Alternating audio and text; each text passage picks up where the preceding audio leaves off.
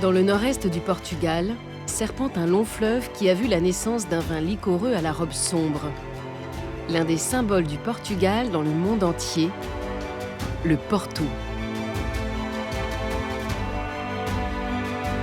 Cela fait 2000 ans qu'un peu partout sur les rives les mieux exposées du Douro, les hommes dessinent et accrochent des vignes sur ces pentes abruptes composées de schiste.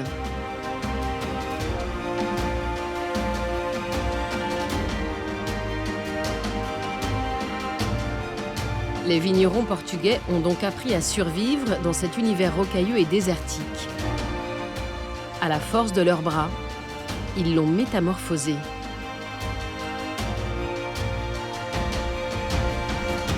Les collines arides ont laissé place à de vastes vignobles, aux courbes harmonieuses.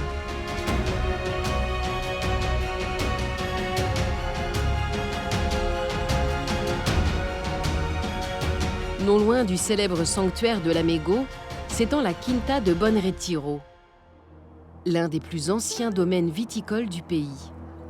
Murets de pierre, vignes en terrasse ou plantées sur des talus de roches, ce territoire singulier est un livre ouvert sur l'histoire de la vallée du Douro.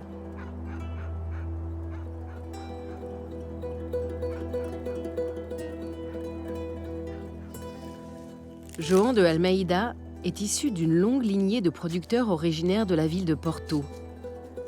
Il est l'arrière-petit-neveu d'Adriano Ramos Pinto, le grand architecte de ce jardin suspendu.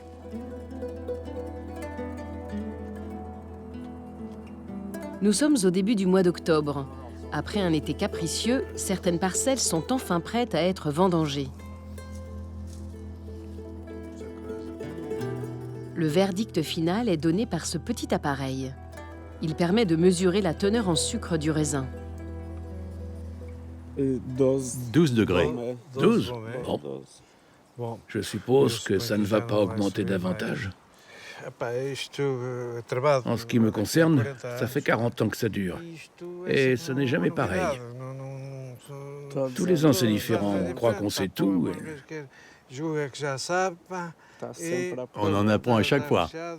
Tu penses que tout est foutu et finalement, la nature nous gâte. D'un autre côté, tant mieux. On apprend en fait qu'on n'y comprend rien. La nature nous remet à notre place, surtout quand on se prend pour des dieux. Tu vois, il n'y a pas de couleur, rien. On y va ? Allons-y, confiance. Allez, c'est parti pour les vendanges.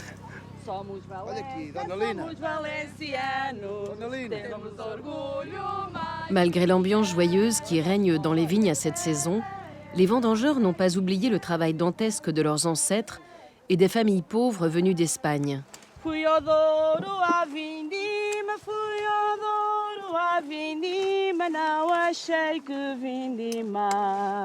Ils n'ont pas oublié non plus le bruit et l'écho des baramines, des pioches, puis plus tard des bulldozers. Car avant de planter des vignobles, il faut percer la carapace de schiste de ces collines, puis concasser la roche pour laisser une chance aux racines d'atteindre le sous-sol.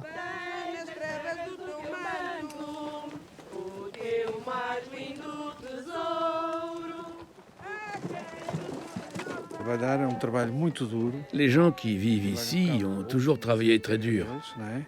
C'est un travail de fou, mais c'est leur région. À propos de ma famille, nous étions tous originaires d'un endroit où tout était plus simple.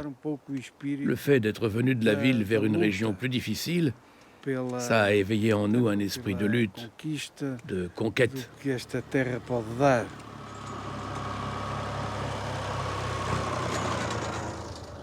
Aujourd'hui, l'utilisation de machines agricoles facilite grandement les travaux de terrassement et la plantation de nouveaux vignobles. Mais la viticulture dans les pentes du Douro demeure un défi permanent. Hiver comme été, les conditions climatiques sont extrêmes. Les vendanges sont exclusivement faites à la main. Et si la plupart des étapes de fabrication du vin sont aujourd'hui automatisées, les grands domaines tentent de préserver certaines traditions, comme le foulage des grappes de raisin dans de grandes cuves en granit, les lagares. Alors, Comment ça se passe, les gars? Tout va bien, merci. La fermentation a commencé? Oui, ça chauffe un peu moins ce matin, mais avec le foulage. Ce raisin est dans la cuve depuis combien de temps? Depuis hier. Ah non, plutôt avant-hier, en fait. Je ne pensais pas que le mou serait si chaud. Il a une bonne couleur. Ce que vous voyez ici, c'est une vinification traditionnelle devenue rare aujourd'hui. Nous continuons à la faire pour les grands vins, les vieux Porto qui ont besoin de beaucoup de couleurs et de corps. Ce système de foulage avec les pieds est sans aucun doute celui qui extrait le mieux la couleur et les arômes. Il donne toute sa structure au vin, et ce, de manière très douce.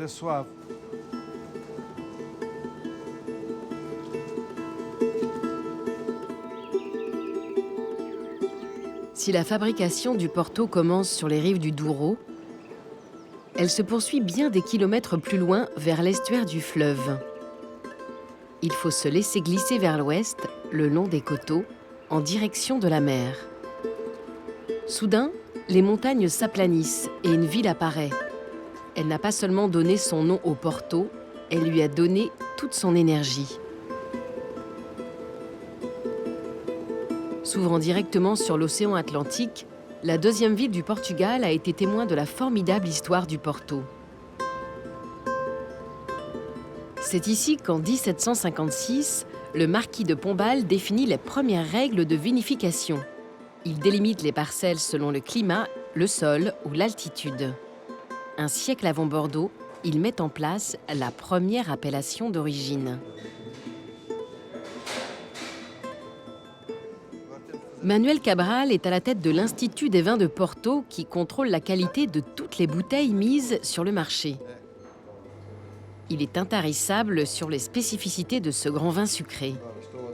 Mais pour lui, comme pour beaucoup d'historiens, les origines mêmes du Porto demeurent un mystère. Personne ne sait exactement quand a commencé ce processus, ni pourquoi.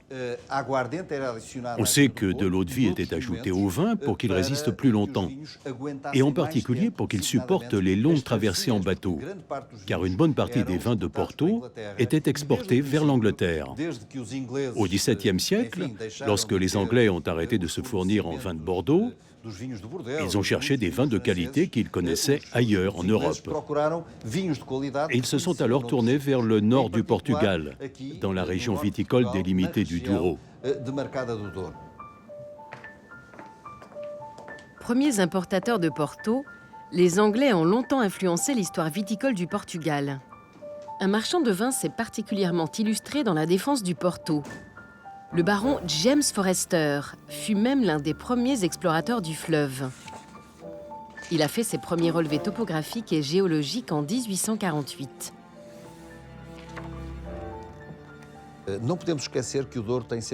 Douro fait près de 900 km, dont 700 en Espagne et 200 au Portugal. Mais dans la partie portugaise, il y a des vignes quasiment partout. En 2001, lorsque l'UNESCO classifie le vignoble du Douro supérieur en tant que patrimoine de l'humanité, il ne classifie ni le fleuve ni les montagnes. Le fleuve et les montagnes sont superbes, évidemment, mais ce que l'UNESCO protège aujourd'hui, ce sont les paysages façonnés par l'homme.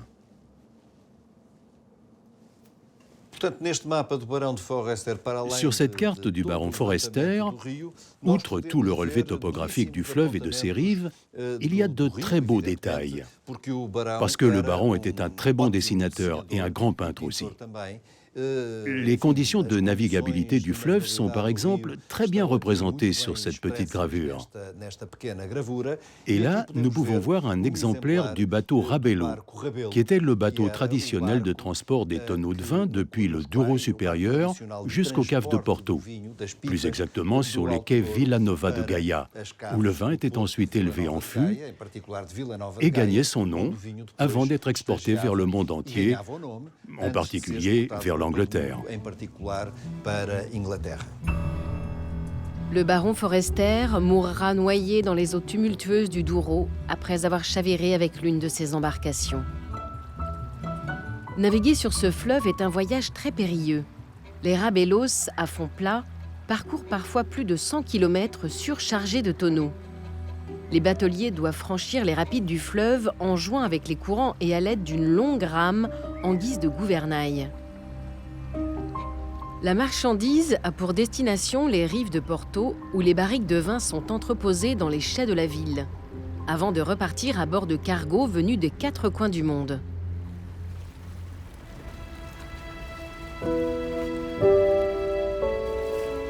Aujourd'hui encore, une bonne partie de la production viticole de la vallée du Douro transite par la ville de Porto. Les tonneaux de vin sont entreposés dans les immenses chais de la Vila Nova de Gaia. Ramos Pinto, Ferreira, Sandman, Taylor ou encore Cockburn, tous les grands producteurs et négociants font vieillir leur vin dans ces entrepôts, reconnaissables à leurs longs toits de tuiles. Ces bâtiments ont été construits en 1926 pour contrer les fraudes et la contrefaçon avant exportation. À l'époque, l'État portugais souhaite centraliser l'ensemble de la production et surtout avoir un œil sur les méthodes de vinification.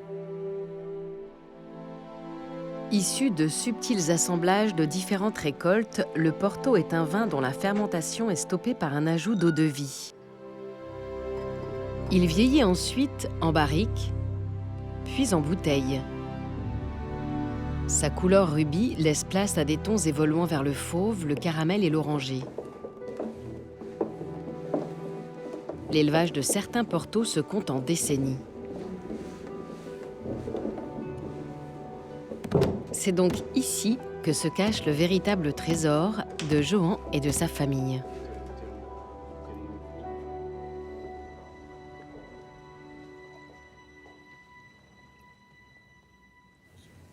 Il a déjà une belle couleur. Magnifique. C'est la cuvée 1991. Je pense en revanche qu'il a besoin d'être légèrement rafraîchi, avec un vin plus jeune. Oui, vous avez raison, monsieur. Il est bien vivant, ce vin.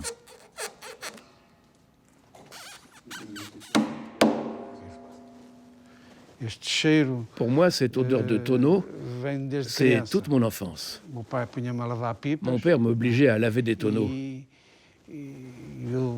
Depuis tout petit, quand j'avais de mauvaises notes, et j'avais toujours des mauvaises notes, je passais toutes mes vacances à laver des tonneaux. Cette odeur me transporte, et elle guide en quelque sorte toute ma vie. Après, si vous regardez bien sur chaque tonneau, il y a une référence qui va nous raconter toute l'histoire de ce vin. Tout cela, ça nous rappelle les vendanges, la météo, s'il a plu ou non, si quelqu'un s'est cassé une jambe. En fait, chaque barrique a une histoire.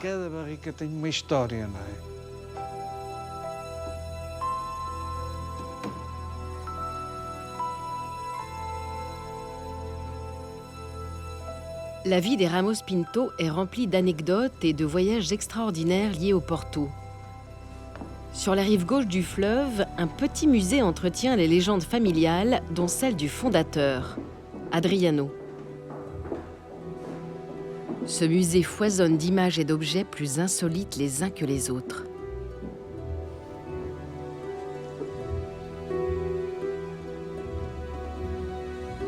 Mais cette histoire comporte aussi des pages plus sombres. Dans les années 90, João de Almeida a bien failli perdre une partie de ses vignes. Cet épisode douloureux est conservé dans les archives de la maison.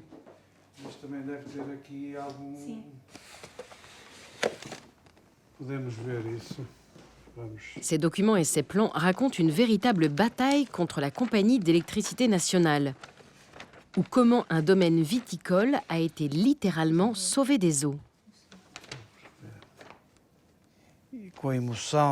Ce domaine d'Erva Moira avait été une réussite remplie d'émotions, une vraie conquête de Far West, car il n'y avait rien, c'était un désert, et nous avons réussi à appliquer dans cette exploitation toutes nos connaissances. Elle était devenue exemplaire pour la viticulture portugaise. Lorsque tout avait été pensé et revu, quand tout était presque prêt, on nous annonce qu'un barrage allait être construit et que tout allait disparaître. Mon oncle, qui avait déjà un certain âge et des problèmes de santé, refusait de parler du sujet. Il s'effondrait aussitôt en larmes.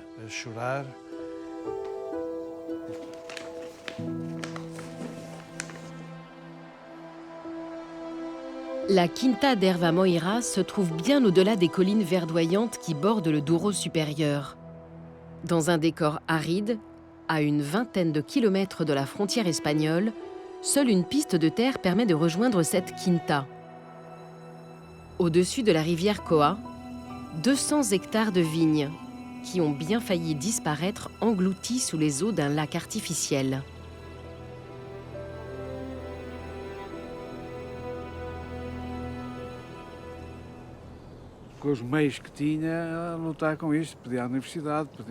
Je suis allé très souvent à la télévision discuter avec ces messieurs d'EDP, Électricité du Portugal.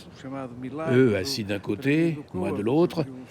Lors d'un débat, à un moment, j'ai dit « Il n'y a qu'un miracle qui pourrait sauver tout ça, parce que vous ne saisissez pas l'importance du patrimoine qui est en jeu. Seul un miracle peut nous sauver. » 2 semaines plus tard, dans le même journal télévisé, la présentatrice annonce « Le miracle de la vallée du Coa est arrivé. Les archéologues ont découvert des gravures datant du Paléolithique. » J'étais assis dans mon fauteuil et j'avais du mal à y croire. J'ai aussitôt commencé à prier les dieux du Paléolithique pour les remercier. Pour la première fois depuis bien longtemps, João se rend sur le site de l'ancien barrage du Coa. Il est accompagné d'Antonio Batista, un célèbre archéologue. Allez, maintenant on descend vers la rivière. Il y a un petit chemin qu'on a aménagé et qui descend jusqu'en bas sur la rive. De là, on va voir les vestiges du barrage. On voit encore la digue et certaines constructions. On les voit assez bien. Le barrage du Coa n'a jamais été construit. Seule une digue, érigée pour dévier le cours de la rivière, est encore visible. Figure-toi qu'à l'époque, quand on a fait arrêter le barrage par décision gouvernementale, l'indemnisation payée à Électricité du Portugal s'est élevée à plus de 100 millions d'euros. Ça en fait l'indemnisation la plus élevée du monde qui a été payée pour sauver des sites rupestres. C'est l'une de nos gloires et ça a provoqué l'admiration des Coréens, des Japonais et tous les autres.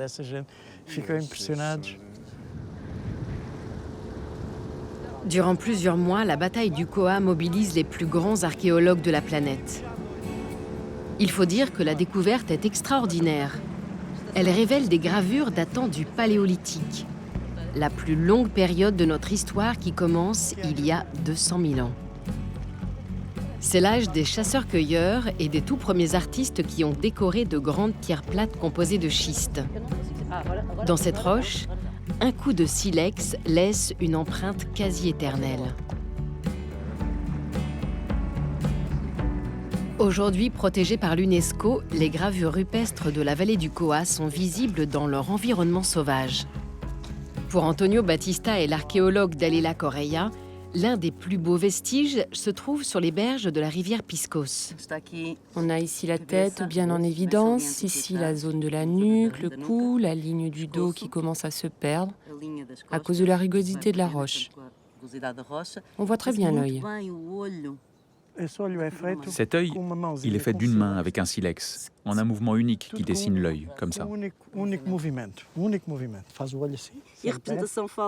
Et ici, on a la représentation d'un phallus.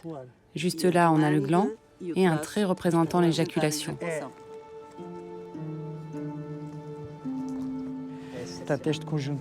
Cet ensemble est absolument exceptionnel. Et en territoire portugais, c'est la représentation la plus ancienne d'un humain. D'un humain, oui. Qui nous ressemble, un Cro-Magnon.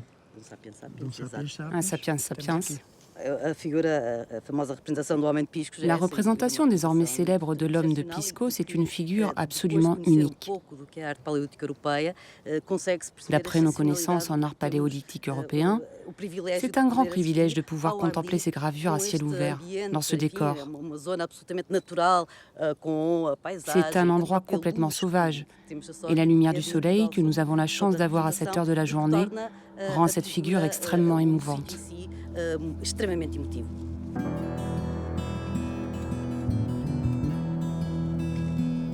Hommes à tête d'animaux, chevaux enlacés, aurochs ou cerfs, le sauvetage des gravures de la vallée du Coa et des vignes d'Erva Moira n'a fait que renforcer la volonté de João.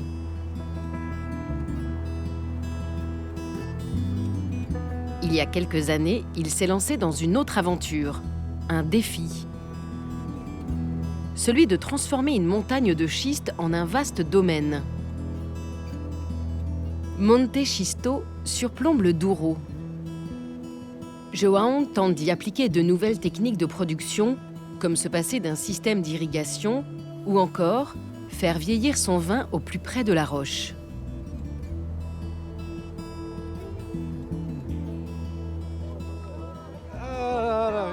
Salut tout le monde!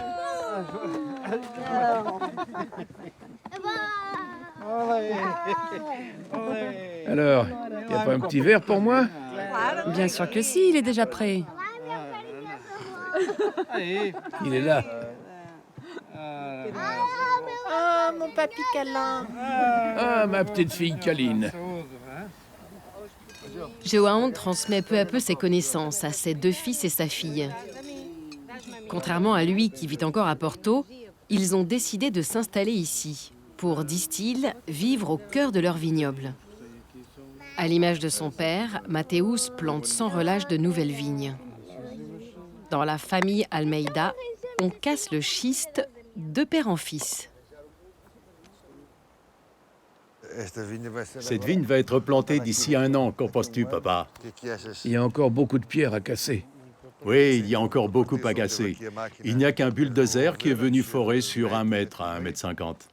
Celle-ci est déjà bien broyée. Exact. Il faut qu'elle devienne comme ça, pour faire de la terre, n'est-ce pas? Depuis tout petit, nous voyons notre père planter des vignes. Je suis né en 1978, date à laquelle une vigne très spéciale a été plantée. Elle se trouve au sein du domaine de Bom Retiro. C'est l'une des toutes premières vignes plantées à la verticale dans le Douro. Enfant, mon père m'emmenait en haut des collines et je regardais tout cela, les machines qui cassaient la pierre. Je savais que c'était un travail difficile, mais on apprend au fur et à mesure.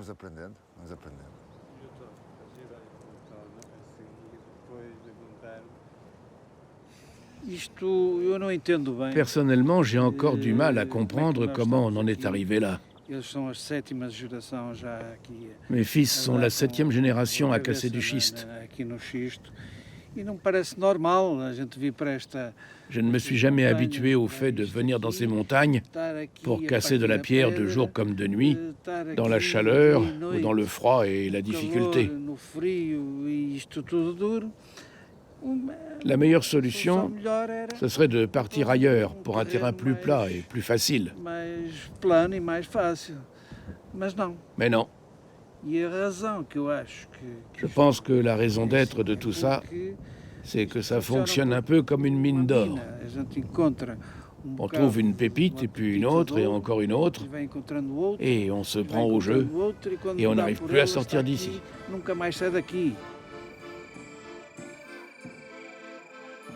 À la fois chercheurs d'or et forçats de la pierre, les vignerons du Douro sont les seuls à connaître les secrets de cette harmonie qui règne depuis des siècles entre les hommes et une nature hostile. À chaque saison, pour qu'un nouveau Porto voie le jour, ces hommes tentent de préserver un équilibre fragile. Un équilibre qui dépend souvent d'un peu de courage, de beaucoup de sacrifices et parfois d'un miracle.